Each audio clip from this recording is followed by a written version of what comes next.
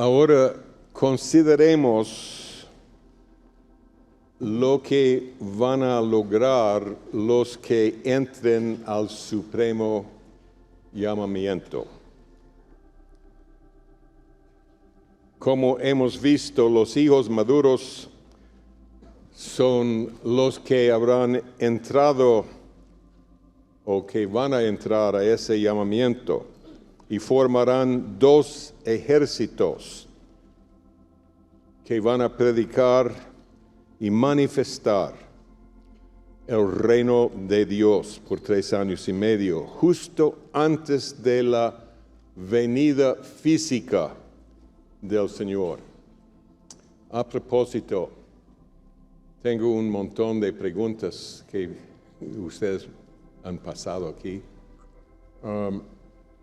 Tal vez para la segunda sesión mañana tendremos un ratito para responder a preguntas. Y si tienen preguntas solo sobre el tema, pueden enviárnoslos por los hermanos. Pero los testigos serán personas por medio de quienes toda la plenitud de Dios será revelada constantemente. No habrá nada de su carne, nunca será vista ni oída. Serán como Pablo experimentó, como lo hemos visto en Gálatas 2:20, crucificado, pero Cristo viviendo en él. Con Cristo manifestando su gloria a través de miles de hijos maduros, imagínense cómo será. Y por todas las naciones del mundo,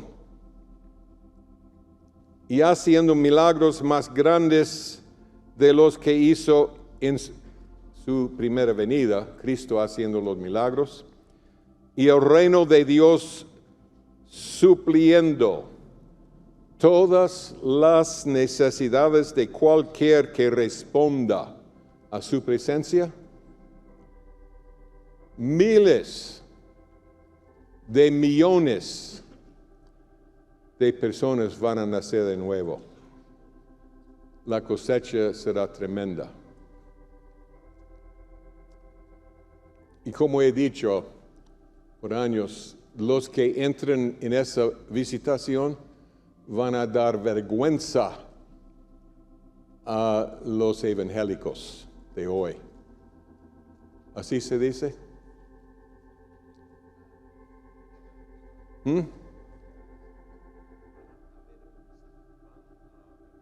Van a avergonzar, eso sí. Todavía no he dominado la diferencia, pero entiendo la diferencia. Van a avergonzar, ¿no? O van a avergonzar a los evangélicos por su compromiso, su actitud, su entrega. No van a estar jugando.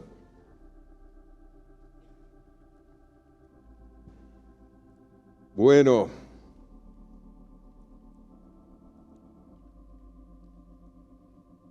y el reino de Dios, supliendo todas sus necesidades en cualquier área, será increíble, ¿no? Endemoniados, librados. María Magdalenas, transformadas. Imagínense la clase de personas que serán como ella. Pero ¿cómo van a terminar los 3 años y medio o 1260 días del ministerio de Cristo a través de esos vasos? Ya que el principio y fin son iguales y que Cristo ministró por 3 años y medio para iniciar esta época de la iglesia, y con el pacto en su sangre, cuando entregó su vida en la cruz, ¿qué debemos esperar al terminar esta época?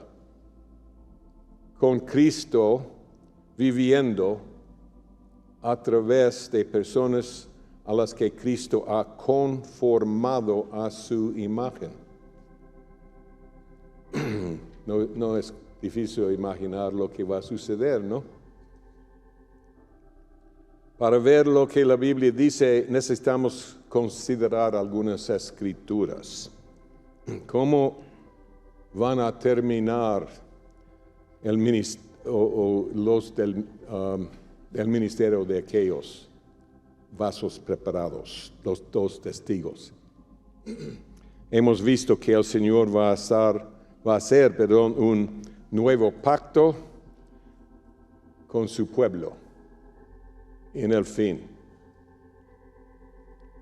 Pero Hebreos 9, 16 y 17 dice, yo les recomiendo que vean Hebreos en sus iglesias, el nuevo curso. Porque esto es un punto sumamente importante. Porque dice, porque donde hay testamento, pacto, es necesario que intervenga muerte del testador. Porque el testamento con la muerte se confirma. ¿Entienden eso? Ustedes usan testamentos para nuestras vidas, máxime si uno es viejito.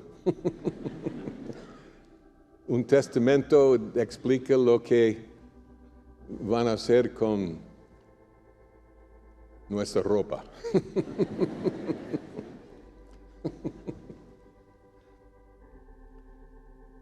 Pero dice, porque el testamento con la muerte se confirma, ¿sí?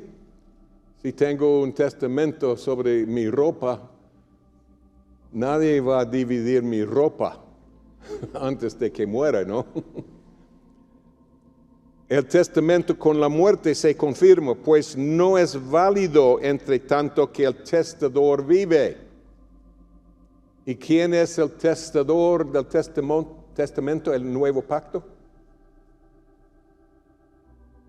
¿Quién es el testador? Cristo, por supuesto. Solo Él puede hacer los pactos de la redención. Hebreos 10, 5 a 12. O sea, estas cosas están en Hebreos, pero un poquito escondidas. La verdad es que lo que estamos compartiendo y lo que vamos a compartir todavía es obvio que ha sido escondido. Y yo veía algunas cosas hace no mucho. Está aquí claramente, pero leímos eso por años, no vimos. Y parte del problema es la traducción. Porque los traductores, si no entendían lo que decía, pusieron una palabra que no era lo que el griego o el hebreo significaba, según sus ideas de cómo sería el fin especialmente. Hebreos 10, ahora escuchen esto, pueden leerlo conmigo del 5 al 12.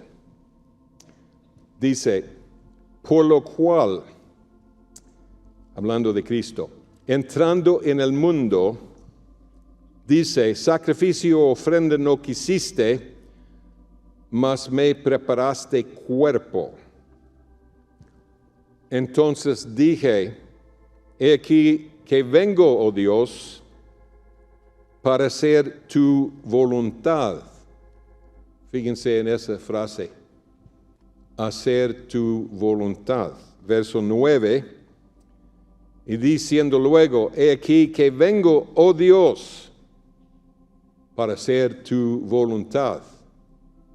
Quita lo primero para establecer esto último. Está hablando, en ese contexto de Hebreos, está hablando de pactos. Sí, pactos. En 8, el nuevo pacto. En 9, cómo confirmar el pacto con la muerte. ¿Sí? Y entonces quita lo primero para establecer esto último. Quita el primer pacto para hacer el nuevo.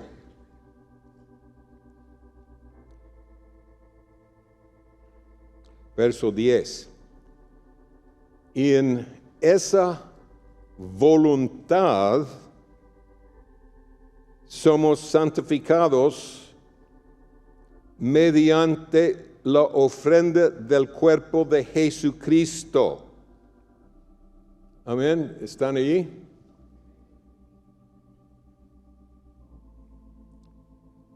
O sea, esa voluntad tiene que ver con el sacrificio de su cuerpo. Amén. Hecha una vez para siempre para los pecados, ¿no? ¿Así lo dice? ¿No? Bueno, estoy citando otra escritura, perdón. Pero vamos a ver. Pero Cristo, verso 12, habiendo ofrecido una vez para siempre un solo sacrificio por los pecados. Ahí está, ¿no? Sea sentado a la diestra de Dios. Y dice, esperando la conquista. Y acuérdense de esa frase, por los pecados. Porque van a sorprenderse como yo me he sorprendido en la importancia de esa frase en Hebreos y otras escrituras. 3 veces aquí en este pasaje que acabamos de leer, habla de la voluntad de su Padre y explica en la tercera vez que lo que fue su voluntad fue la ofrenda de su cuerpo. Para Jesucristo fue hecha una vez para siempre por los pecados. Es muy importante. Jesucristo. Vamos a regresar a eso más tarde. Pero debemos entender quién fue el cuerpo de Cristo en su primera venida. Romanos 1, 3 y 4 lo explica. Romanos 1, 3, acerca de su Hijo, nuestro Señor Jesucristo, que era del linaje de David según la carne. ¿Entienden? No está hablando del hombre viejo, no, lo físico. Él vino de David físicamente. Pero dice 4, que fue declarado Hijo de Dios con poder según el Espíritu. O sea, la madre María, y como cualquier madre, prepara el cuerpo. Pero la persona que está en ese cuerpo viene del Padre. Hermanas, perdónenme. Pero es la verdad. Es bíblico, ¿no? Leví estaba en los lomos de Abraham cuando Abraham dio sus diezmos. Amén. O sea, no es solo simbólico. Es literal. El ADN de Leví estaba en Abraham, no en Sara. Ahora, los dos tienen parte en influir y preparar a esa persona. Pero Jesucristo, Jesús era su hombre, su humanidad, que vino de David a través de María. Cristo era el Hijo de Dios, el Padre, amén, que puso esa vida en la óvula, espiritualmente. No, era óvulo, gracias. Fue un hecho, sucedió físicamente, ¿no? Cristo es el creador, según la Biblia, del cielo y la tierra, el Hijo unigénito. Entonces, Cristo, Jesús, es su divinidad y su humanidad. Jesús vino de David a través de María y Cristo es el creador y vino del Padre Celestial. Es importante que entendamos que María no es la Madre de Dios, como algunos dicen. Es la Madre, Mateo 1:16 lo hace claro. Hablando de María dice, de la cual nació Jesús, llamado el Cristo, el Mesías. Entonces, el Padre preparó el cuerpo para su Hijo unigénito a través de María. Y, por supuesto, María llegó a ser la madre y súper bendecida. Y las hermanas son súper bendecidas y dan a luz, ¿no? No hay duda. Y parte de sus genes también están allí. Y si son buenas, son excelentes. Mucho mejor, ¿no? Espero que los genes del Padre son buenos también. Bueno, ahora, 2 de Corintios 5:16 aclara algo muy importante. Y en este curso es importante, vamos a ver. Pablo dice, de manera que nosotros aquí en adelante a nadie conocemos según la carne. ¿Está ahí? Aun si a Cristo conocimos según la carne, ya no lo conocemos así. O sea, Jesucristo es puro Dios, nada de la humanidad. ¿Entendemos? Es Dios. No hay división. Cristo tiene otro cuerpo también. Es decir, el Padre me preparó un cuerpo. Amén. Él dice, y según su voluntad, ofrecí ese cuerpo a la cruz, a ese sacrificio. Pero Cristo, ahora en la segunda venida, el Padre le preparó y está preparándole un cuerpo. Dice en Efesios 1:22-23, dice que el Padre lo dio por cabeza a Cristo sobre todas las cosas a la iglesia, la cual es su cuerpo.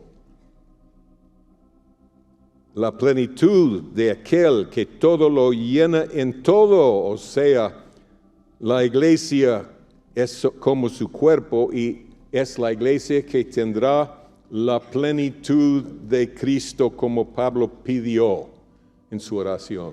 Amén.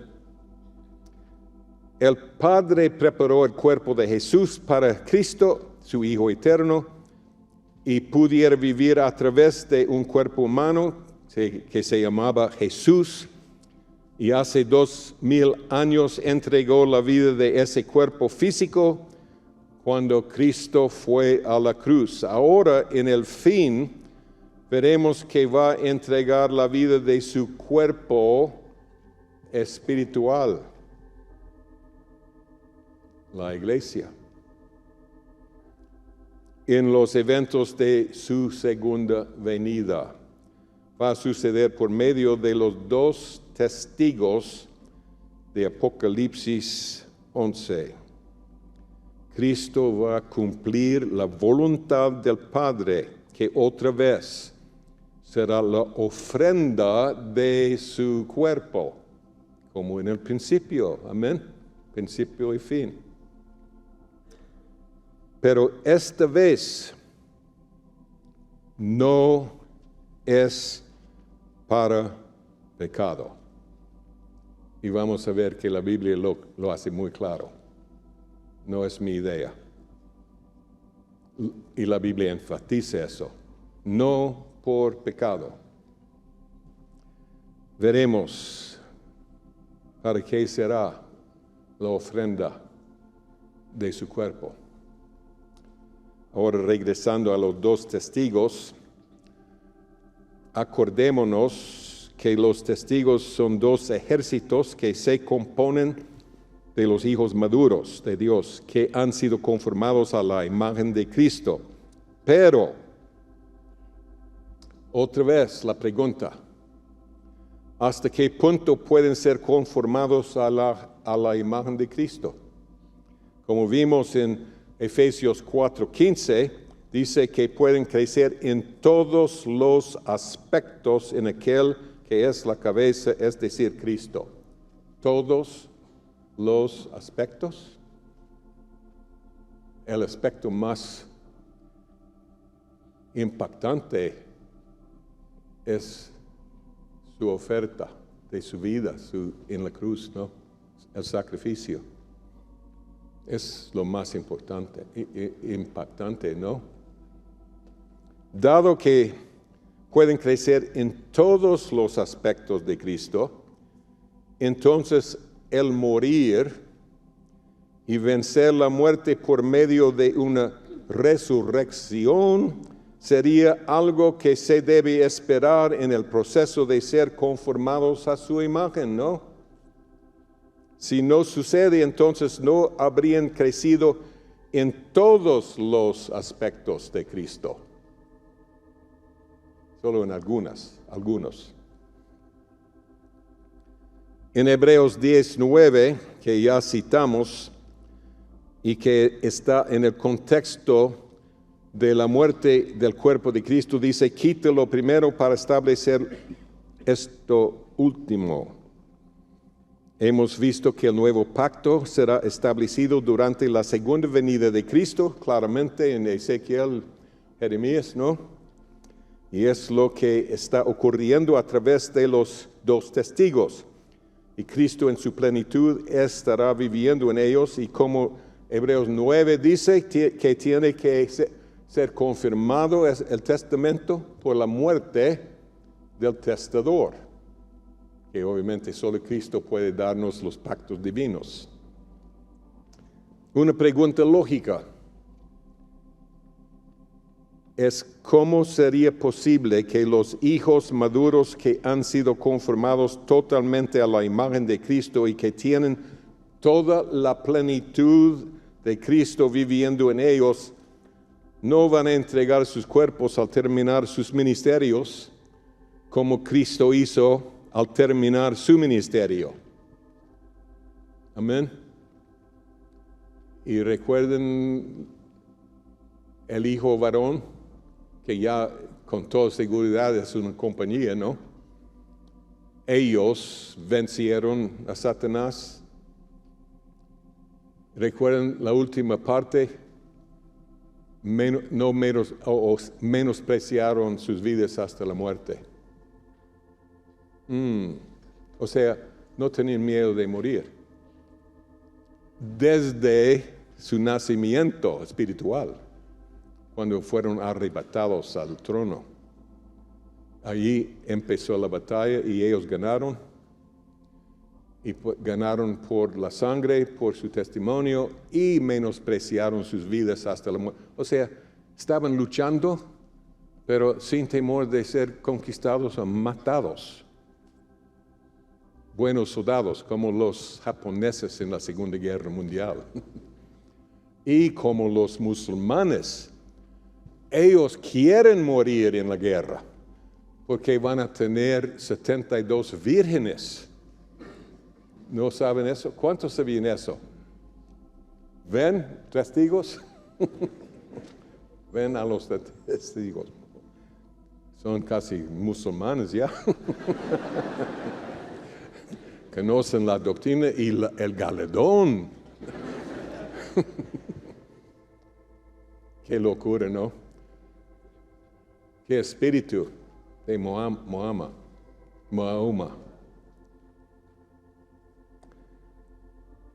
Y la broma es, ¿y qué pasa después? Ya no serán vírgenes. Perdieron su galardón. Oh, qué feo. Y algunos musulmanes, hay testimonios de algunos que han muerto y han ido al cielo. Han hablado con Cristo y Cristo más con ellos, mostrándoles su error y la ceguera. Están regresando y teniendo un impacto. No con sus familias, las familias de una vez los expulsan, pero con otros musulmanes. O sea, Cristo va a matar a todos los 10 cuernos, pero habrá musulmanes que serán salvos durante el avivamiento. Amén. Tal vez no muchos, pero algunos, porque son tan indoctrinados que les cuesta pensar que estén equivocados. Ahora,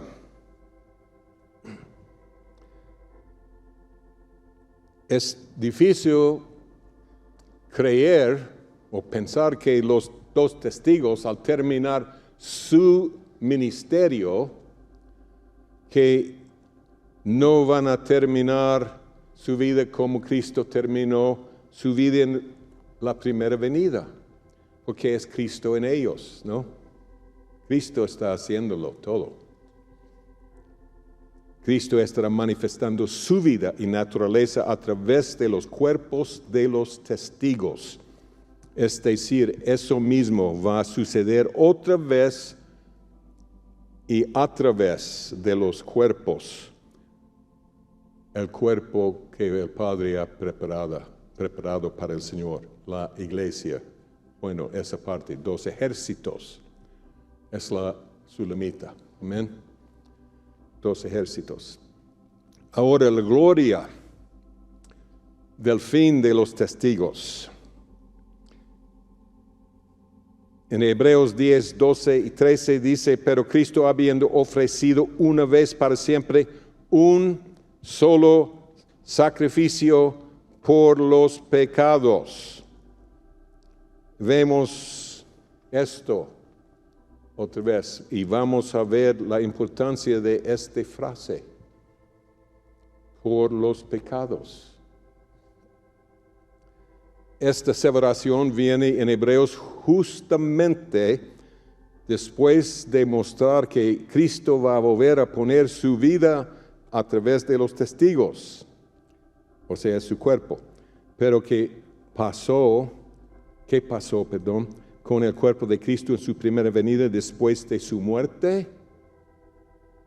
¿Qué pasó con el cuerpo de Cristo después de su muerte? 3 días, ¿sí? Muerto. Apocalipsis 11, 7 a 11, voy a leerlo de las Américas solo por unas palabritas que son más claras. 7 a 11. Cuando hayan terminado de dar su testimonio, La bestia que sube del abismo hará guerra contra ellos y los vencerá y los matará. Y sus cadáveres yacerán en la calle de la gran ciudad.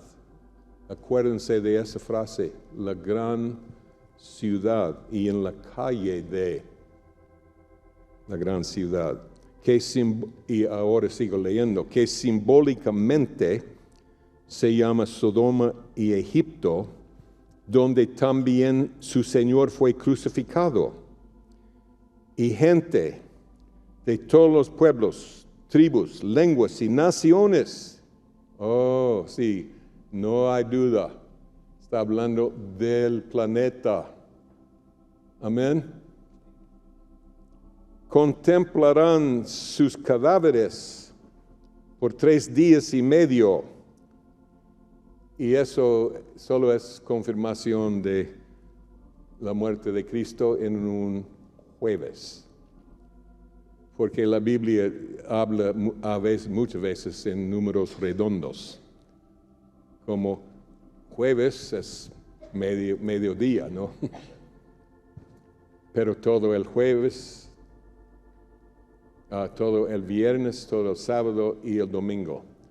Como los 2 discípulos en el camino a Emaús le dijeron al Señor, este es el tercer día desde que sucedió. Entonces, es tercer día, ¿qué? Viernes, sábado, y dice, este es el tercer día, domingo. Entonces, jueves fue como la mitad, en números redondos, ¿no? Entonces, ellos vieron sus cadáveres por 3 días y medio y no permitirán que sus cadáveres sean sepultados. Y los que moran en la tierra se regocijarán por ellos y se alegrarán y se enviarán regalos unos a otros. Porque estos 2 profetas atormentaron a los que moran en la tierra, en todo el planeta. Pero después de los 3 días y medio, el aliento de vida de parte de Dios vino a ellos y se pusieron en pie, y gran temor cayó sobre quienes los contemplaban. Imagínense el temor. Qué precioso. Amén. Hablando de principio y fin, la historia está repitiéndose. El Señor empezando una época, una obra, y terminando esa obra de la misma manera. Amén. Pero es más glorioso todavía. Hemos hecho una pregunta antes, ¿hasta qué punto pueden ser conformados a la imagen de Cristo? El final de la vida de Cristo en la tierra fue que después de su resurrección subió al cielo en una nube. Aún en ese detalle, los testigos serán conformados. Apocalipsis 11:12. Y oyeron, después de ser resucitado, oyeron una gran voz del cielo que les decía, subid acá. Y subieron al cielo en una nube, como Cristo en Hechos 1. Y sus enemigos los vieron. Da la idea muy clara que Cristo quiere compartir con nosotros todo lo que Él es, conformándonos a su imagen hasta el último detalle. Amén. Pablo dijo que el postrer enemigo que será destruido es la muerte. 1 Corintios 15:26. Es el primer enemigo. Entonces ellos venzan el postrer enemigo aquí. Amén. Entonces Cristo ya no tiene que esperar. Amén. Está sentado esperando hasta que todos los enemigos sean puestos debajo de sus pies. El postrer enemigo será la muerte y acaban de vencerlo. Entonces, ¿qué va a hacer Cristo? Creo que es tiempo para que los demás sean resucitados y arrebatados, ¿no? Vamos a ver. Entonces, cuando los dos testigos venzan la muerte por su resurrección, Cristo no tendrá que seguir esperando que los enemigos sean puestos bajo sus pies. Será el tiempo para que la resurrección y rapto de otros creyentes pueden suceder. Debido a esto, no es sorpresa que lo siguiente, este siguiente evento es cumplido. En 1 Corintios 15, 52, Pablo dice que la resurrección y rapto sucederán al sonido de la final trompeta. Y es exactamente lo que sucede en el Apocalipsis 11:15. Inmediatamente después de la resurrección y rapto de los dos testigos, o sea, cuando hayan vencido la muerte, el postrer enemigo, la séptima trompeta, la final trompeta de Apocalipsis suena en ese momento y los santos del Nuevo Testamento son arrebatados al cielo también. Pueden leer el contexto, es obvio, es el juicio final y los galardones para los santos, profetas, etc. Y el principio y el fin son iguales entonces, ¿no? Pero la Biblia lo hace aún más claro. Entonces, como hemos visto, cualquier evento que sucedió en la primera venida va a suceder otra vez en la segunda venida. Cristo inició el Nuevo Testamento con su primera venida y terminará el Nuevo Testamento con su segunda venida. Y los eventos de la primera venida serán repetidos en la segunda. Y dio un nuevo pacto en la primera y estará dando un nuevo pacto en la segunda. Consideremos Mateo 27, 52 a 53 y lo que sucedió después de la resurrección de Cristo, después de la cruz. Dice: y se abrieron los sepulcros, y muchos cuerpos de santos que habían dormido se levantaron. Y saliendo de los sepulcros, después de la resurrección de él, vinieron a la santa ciudad y aparecieron a muchos. Interesante, ¿no?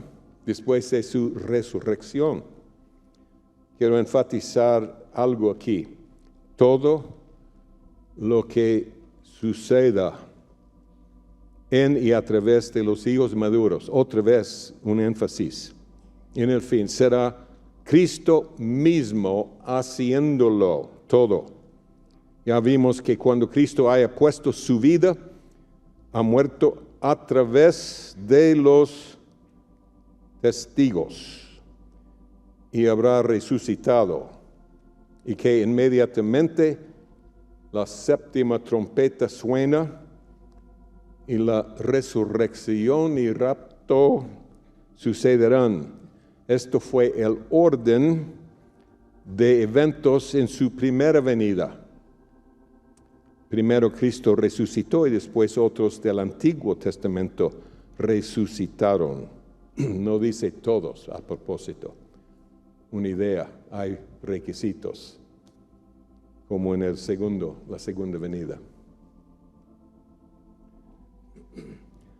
Al hablar de lo que sucedió, y esto es impactante, es un ejemplo de cómo tenemos la tendencia de leer la Biblia como si fuera cualquier otro libro, y interesante, pero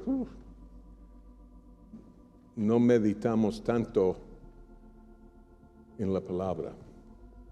Pero fíjense en esto.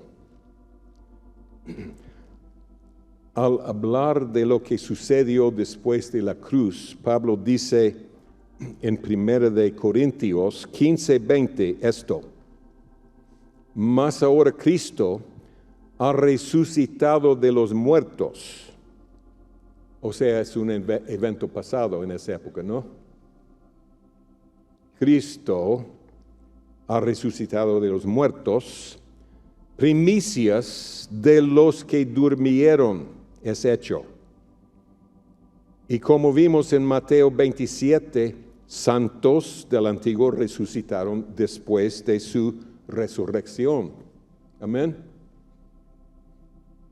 Inmediatamente después de haber dicho eso, en Corintios, en el mismo pasaje, Pablo habla de en los próximos versos de 1 Corintios 15, 22 y 23, algo muy interesante. Dice, sobre lo que va a suceder en el futuro, Pablo dice, porque así como en Adán todos mueren, también en Cristo todos serán, ¿qué es serán? Vivificados. ¿Qué quiere decir serán? Futuro, ¿no? En el verso 20 está hablando, Cristo ya resucitó y ellos también. Pero, así como en Adán todos mueren, también en Cristo todos serán vivificados, pero cada uno en su debido orden. Cristo, las primicias, y después los del Nuevo Testamento. Es la idea. ¿Entendemos? Cristo fue las primicias en la cruz, en la resurrección de la cruz. Y ahora va a ser las primicias a través de sus hijos maduros en la segunda venida. Él en ellos va a resucitarse primero, y después la trompeta suena, cuando los demás serán resucitados y arrebatados. ¿Captan la idea? Preciosa la escritura esa, ¿no? Qué claro. Es lo que vemos en el Apocalipsis. Pero la cosa es que Pablo no tenía el Apocalipsis. Él tenía mucha revelación. Notemos algo, que toda esta aseveración es futura, cuando dice serán. Y Pablo está diciendo que Cristo va a resucitar en el futuro como las primicias otra vez. Y solo puede estar hablando de Cristo que habrá puesto su vida otra vez en los dos testigos. Y si entendemos que la resurrección de los santos del Antiguo Testamento sucedió después de la resurrección de Cristo, entonces debemos entender que en el fin, lo mismo va a volver a suceder. Amén. Qué gloria, qué bendición. Y ahora quiero notar una cosita más en 1 Corintios 15, 23. Dice, y confirma lo mismo que va a suceder en el tiempo del fin. Hablando de la resurrección de Cristo y los santos del Nuevo Testamento, dice, pero cada uno en su debido orden. Cristo las primicias, y dice, luego los que son de Cristo en su venida, es lo que dice ahí, ¿no? Tenemos el verso correcto.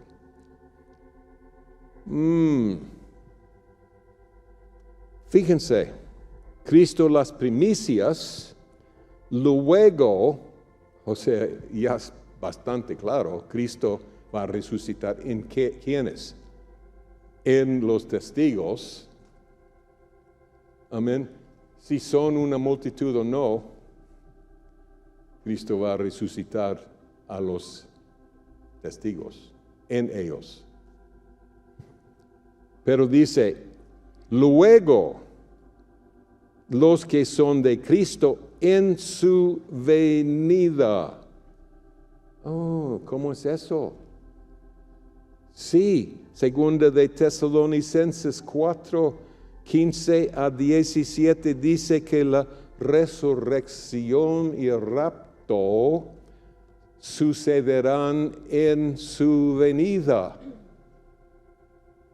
O sea, es el mero fin, su venida física. Es lo que trae la venida física. Qué tremendo, qué día en que vivimos, amén. Qué día, qué privilegio. ¿Por qué Cristo va a poner su vida otra vez en el fin? Tenemos que entender esto. ¿Por qué va a terminar el Nuevo Testamento poniendo su vida otra vez? Por el pecado, una sola vez. Amén. Primero, Él lo va a hacer para mostrar o para tener un cuerpo de creyentes que hayan sido totalmente conformados a su imagen. ¿No creen que sería más precioso en el cielo? En lugar de ser creyentes que solo dicen, ay, sí, gracias Señor, tú moriste por mí. Él tendrá una compañía grande que va a decir, gracias Señor por el privilegio de morir por ti. Amén. De poner mi vida por tu evangelio, por tu justicia, por tu camino. Qué privilegio, Señor, fue poder entregarme por ti, como tú te entregaste por mí. Él tendrá una compañía grande de esa clase de creyentes. También durante la segunda venida y al principio del reino milenial de Dios, Cristo en sus hijos maduros va a poner su vida para dar un nuevo pacto. El testador tiene que morir. Y es exactamente lo que hizo en su primera venida, cuando dio el pacto en su sangre. Ahora quiero ver algo. Bueno, ya lo vimos en Hebreos 9, que para dar un nuevo pacto, el testador, o confirma un nuevo pacto, el testador tiene que morir. Entonces, Él hace eso en la segunda venida. Otra razón por la que Cristo va a poner su vida es para mostrar su amor y misericordia al dar un nuevo pacto a su pueblo que no cumplieron el primer pacto. Qué Dios tan misericordioso. Y solo puede ser tan misericordioso debido a la sangre de su Hijo unigénito. Amén. Oh, que Dios es el nuestro. Y es lo que el Señor hizo por Israel en el Antiguo Testamento, al terminar el Antiguo. Otra razón por la muerte de Cristo a través de los testigos es lo que se llaman los sufrimientos vicarios. ¿Cuántos han oído de ese término? Casi nadie, ¿no? Sufrimientos vicarios. Es un término teológico, pero es bíblico, que se refiere a los sufrimientos que una persona puede experimentar en lugar de otra persona. Es lo que Cristo hizo por nosotros. Amén. En su primera venida. Es un sacrificio que Dios acepta y honra, aún en la vida de los creyentes. Pablo se refiere al sufrimiento vicario por otros en Colosenses 1:24, y es uno de los versos más difíciles de entender en toda la Biblia. Ahora me gozo, Pablo dice, en lo que padezco por vosotros. Pablo, ¿estás tratando de tomar el lugar de Cristo? Y cumplo en mi carne lo que falta de las aflicciones de Cristo por su cuerpo, que es la iglesia. O sea, sufrir por otros es parte de la razón por la muerte de los testigos en el fin. Pero ¿no ven que es un verso difícil? ¿Qué está diciendo? Que todavía faltan sufrimiento vicario para el cuerpo de Cristo. Parece ser que el Señor mismo piensa que sí. Durante el avivamiento de 3 años y medio, habrá millones y millones de recién nacidos que no serán suficientemente maduros como para poder aguantar los sufrimientos que los cristianos estarán sufriendo. Y el Padre acepta el sufrimiento vicario de otros como un olor fragante y eficaz. El sufrir en el lugar de otras personas es un concepto bíblico y divino. Y escuchen, es lo que Cristo hizo cuando sufrió y murió por la redención de nosotros. Pero podemos hacer lo mismo por otros. Fíjense en lo que Pablo dice, no solo en Colosenses, en 2 de Corintios 1:6, hablando de sí mismo. Pero si somos atribulados, es para vuestra consolación y, fíjense, y salvación. ¿Quién se creía? ¿Se dice? Se creía un hijo maduro con la vida de Cristo. O si somos consolados, es para vuestra consolación y salvación, la cual se opera en el sufrir las mismas aflicciones que nosotros también padecemos. Primero de Pedro 1:5, sois guardados por el poder de Dios mediante la fe para alcanzar la salvación que está preparada para ser manifestada en el tiempo postrero. ¿Cómo se usa esa palabra en el Nuevo? 2 de Corintios 4, 10-12, llevando el cuerpo siempre por todas partes la muerte llevando en el cuerpo siempre, Pablo dice, por todas partes la muerte de Jesús, para que también la vida de Jesús se manifieste en nuestros cuerpos. Porque nosotros que vivimos siempre estamos entregándonos o entregados a la muerte por causa de Jesús, para que también la vida de Jesús se manifieste en nuestra carne mortal. De manera que la muerte actúe en nosotros y en vosotros la vida.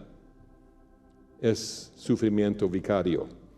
Esto es el sufrimiento vicario y su fruto. Su fruto. Es sabio acordarnos de esto cuando estamos en pruebas. Algunos en pruebas, ay Señor, ¿qué hice? ¿Por qué estoy sufriendo esto? Tal vez es por otros. Tal vez no has fallado.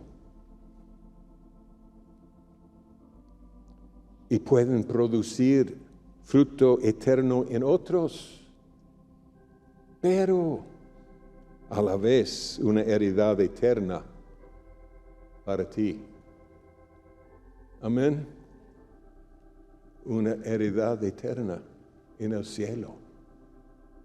Algunos tal vez van a decir, hermano, no lo sabías, pero me salvé debido a tus sufrimientos por mí, porque no aguantaba yo lo que venía o lo que me vino. Ahora quiero darles otra sorpresa sorprendente, muy sorprendente, de la Escritura, que vamos a entender ahora. Cristo puso su vida una sola vez por el pecado, el perdón de los pecados, y no pondrá su vida la segunda vez por pecados. Pero escuchen lo que Hebreos 9, 10 a 28 explica. Fíjense,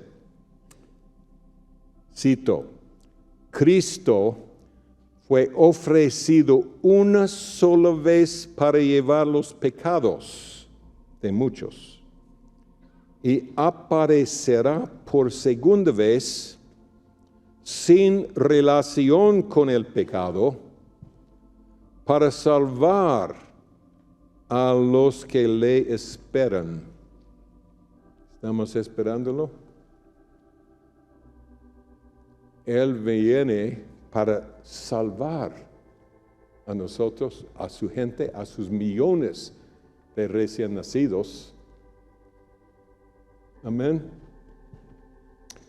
¿Cómo va a salvarlos? ¿Cómo es que la muerte de Cristo en los testigos podría salvarnos? O sea, otra vez, lo enfatiza, no es por pecado. Dos veces en este verso, en un verso pequeño, dos veces, no es por pecado, no es por pecado, es para salvarlos. Pablo decía, sufro para salvarlos. Amén. Lo dijo. Ahora, yo quiero leerles algo. Y Pedro dijo, una salvación gloriosa viene en el fin, ¿no? Quiero leerles algo que acaba de suceder en los Estados Unidos, que da una idea de cómo la muerte, sufrimiento y muerte de los testigos podría salvar al mundo. ¿Ok? No, ahora no puedo darles todos los versos, pero el concepto sí está por todos lados en la Biblia. ¿Cuántos han oído de Charlie Kirk? Muchos. Increíble, ¿no? Fíjense, ¿cuántos otra vez escucharon de Charlie? ¿Pueden ustedes que no han oído de él ver? ¿Qué quiero que vean? El impacto de ese hombre de 31 años, como la edad de Cristo, ¿no? Y fue asesinado por ser un hombre justo y sabio y con sentido común y un amor profundo de Cristo y sin temor de hablar de Cristo Jesús y la salvación a miles. La verdad, todo el mundo lo sabe en los estados.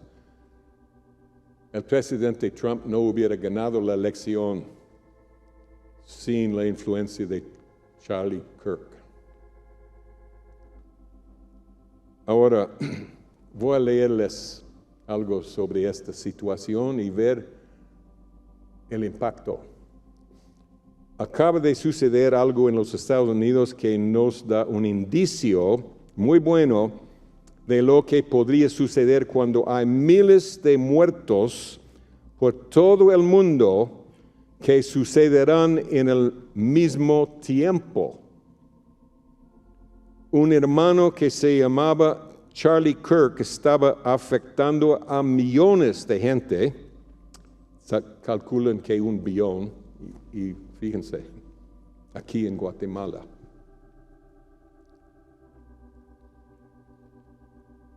Principalmente a jóvenes, debido a su sabiduría y sentido común con respecto a muchas áreas que por muchos años han hecho daño a los jóvenes y adultos jóvenes. Les daba también un testimonio muy fuerte de su fe en Cristo Jesús y sobre sus experiencias espirituales. Y con frecuencia reunía a miles de personas en sus eventos. Pero los perversos lo odiaban porque no querían oír la verdad ni ser confrontado con Cristo. El odio de ellos llegó a tal extremo que un muchacho de 22 años logró asesinarlo el 10 de septiembre de 2025. Charlie fue tan amado por muchísimos que llegaron 100,000 personas a su funeral en un estadio y había otros miles afuera, incluyendo a su amigo, el presidente Trump. Él estaba. Los impíos declararon que estaban felices. Eso suena como el capítulo 11. Felices que el mundo hubiera sido librado de Charlie Kirk. Pero en cuestión de semanas, después de su muerte, entraron a su sede 120,000 peticiones pidiendo que el ministerio que él inició abriera capítulos en sus áreas para tener campañas organizadas como Charlie Kirk solía hacer. Cuando fue asesinado, miles de personas perversas se regocijaban. Es un ejemplo de lo que ellos harán cuando los testigos sean asesinados. En Apocalipsis 11. Ahora consideremos lo que podría suceder con el asesinato de cientos de miles y millones de personas cuando miles de hijos maduros sean asesinados. Cuando cientos de millones de personas que han oído y recibido el Evangelio del Reino de Dios y fueron sanados, librados de demonios y librados de todo lo perverso, como miles de María Magdalena, fueron transformadas por Cristo. Muchos muertos fueron resucitados. Los ciegos recibieron su visión. Los sordos su audición. Habría tantos millones por todo el mundo que se declararían que su rey es Cristo Jesús y que ya no van a permitir que haya más elecciones para escoger a más políticos. Y van a declarar que sus naciones ya pertenecen al Rey de Reyes. millones. Ahora hay alborotos con unos 100, 200 personas, pero millones.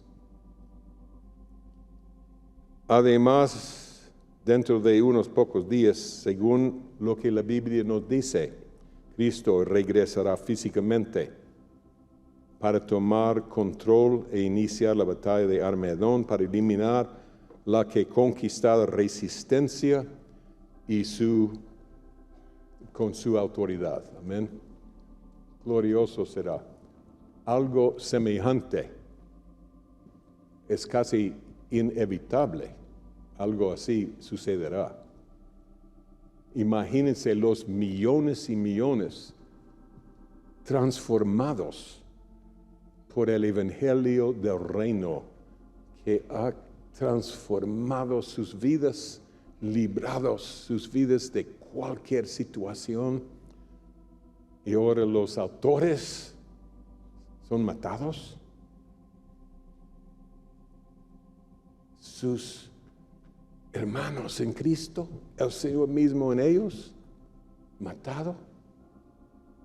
Oh, los alborotos que George Soros hace hoy ni son comparables con los millones que van a levantarse y decirles a los políticos, ni hablen de una elección.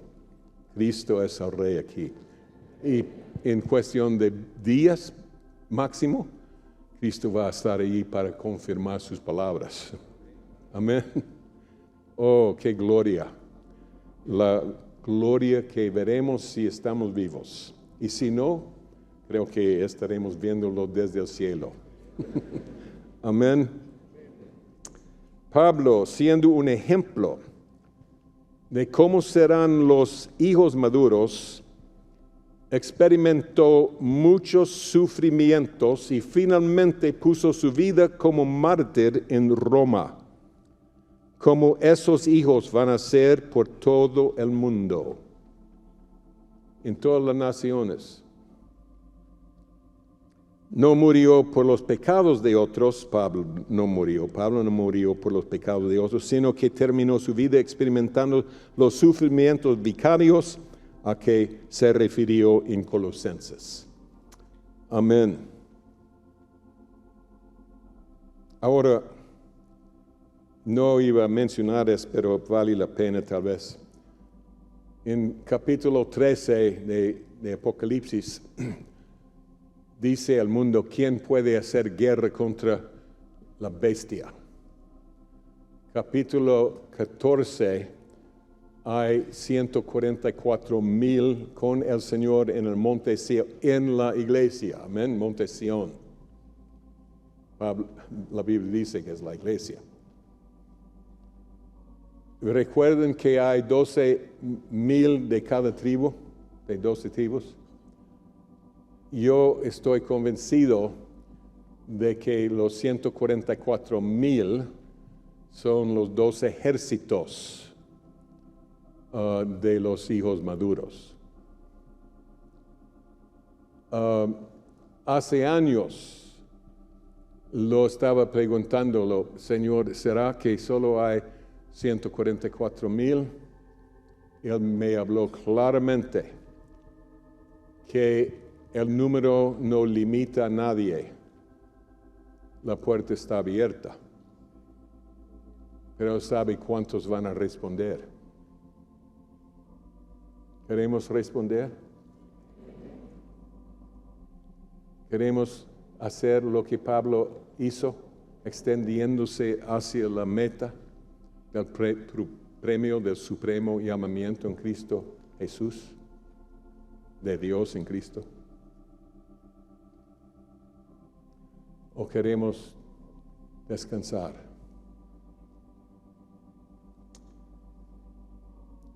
Yo sé que no todos los cristianos son llamados para ser hijos maduros, pero todos somos llamados, si vivimos, de participar.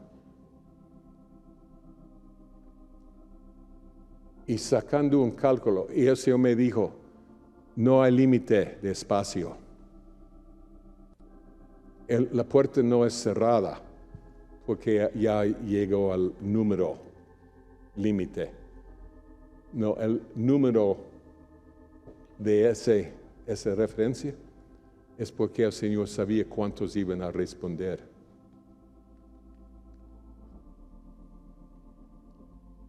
Oh Señor, ayúdanos.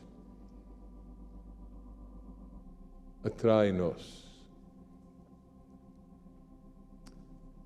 Pero si tú dices, ay, pero yo no soy llamado, obviamente, para hacer eso. Pero tal vez vas a ser llamado para ser un discípulo.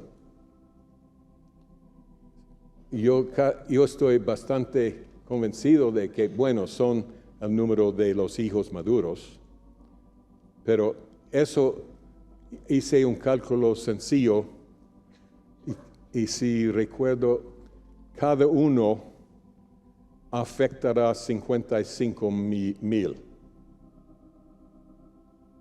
Solamente 55,000. Si divides 8,000 millones entre 144,000.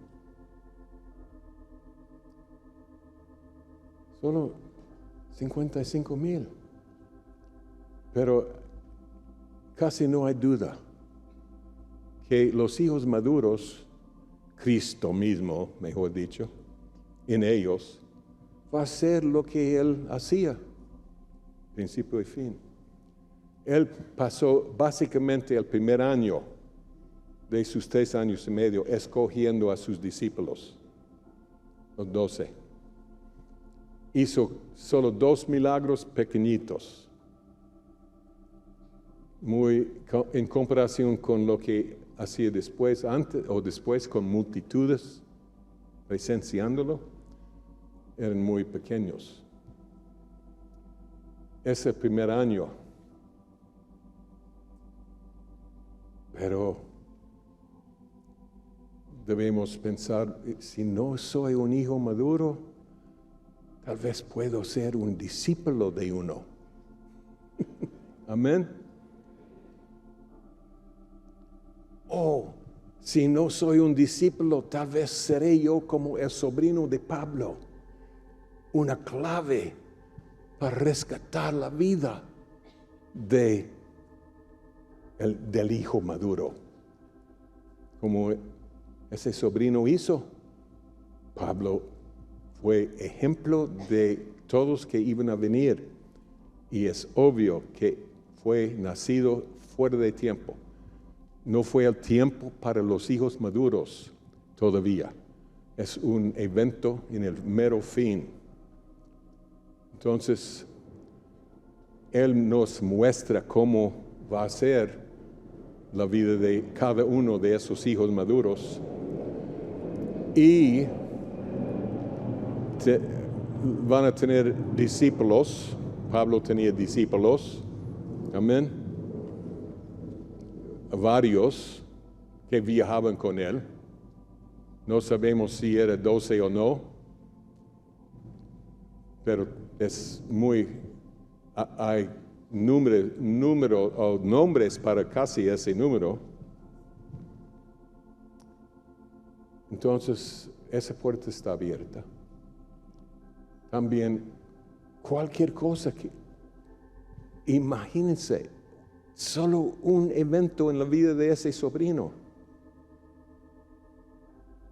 Y que es uno de los personajes más importantes en el Nuevo Testamento. ¿Sí o no? Porque si no hubiera rescatado la vida de Pablo, una gran parte del Nuevo Testamento no existiría. Porque él no había escrito una buena parte de sus epístolas. Y tendríamos una falta tremenda de doctrina y entendimiento. Amén. Entonces hay un lugar para cada uno de nosotros. si queremos buscar al Señor. ¿Lo creen? Pónganse de pie y cantemos ese coro otra vez. Es tu dulce, dulce unción, Señor. Quiero responder. Quiero vivir delante de ti mi vida y aprender a ser guiado por tu Espíritu y agradarte día tras día, Señor. Es tu dulce, dulce unción.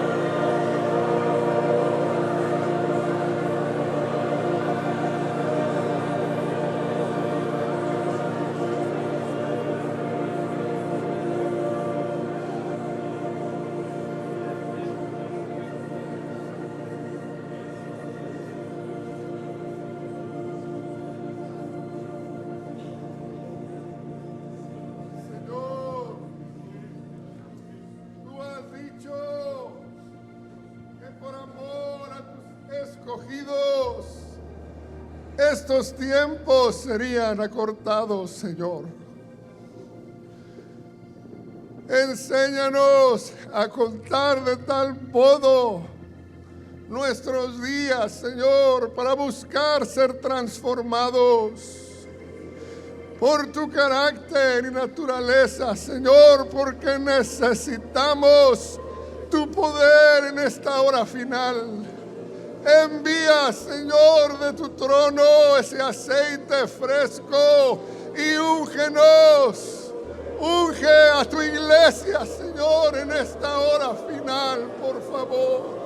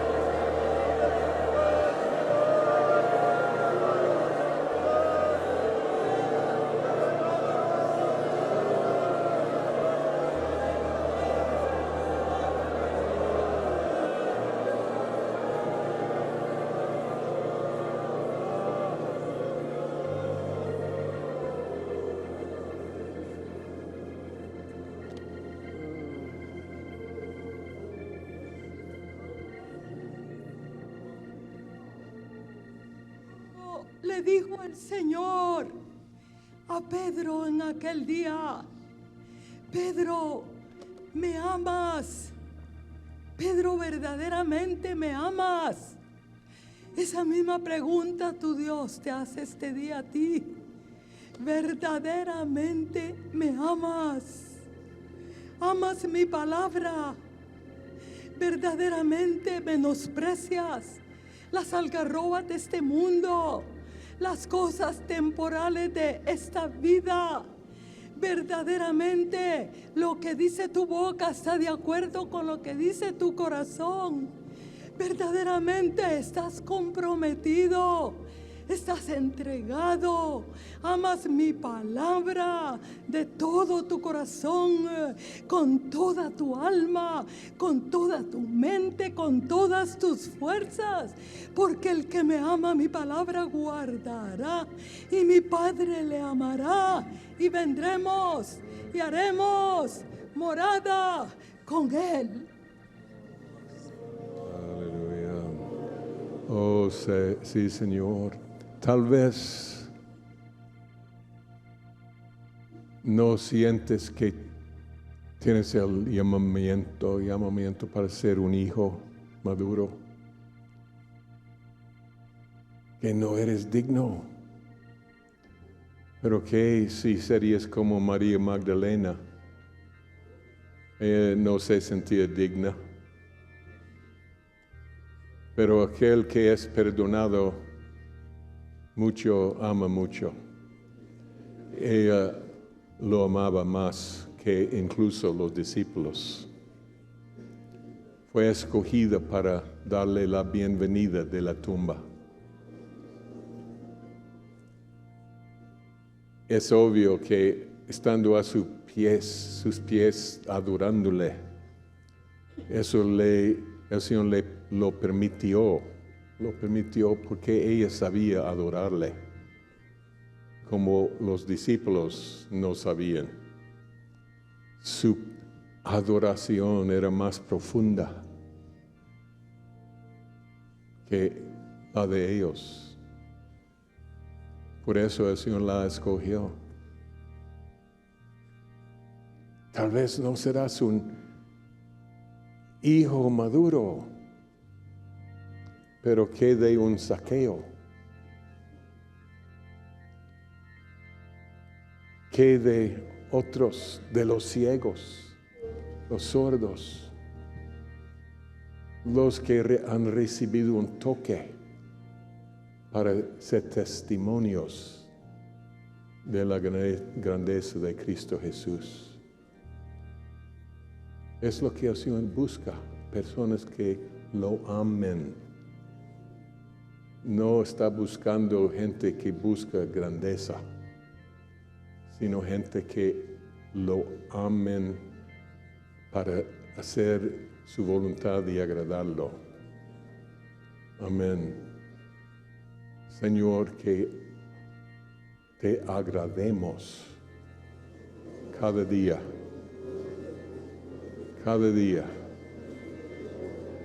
haciendo tu voluntad, Señor.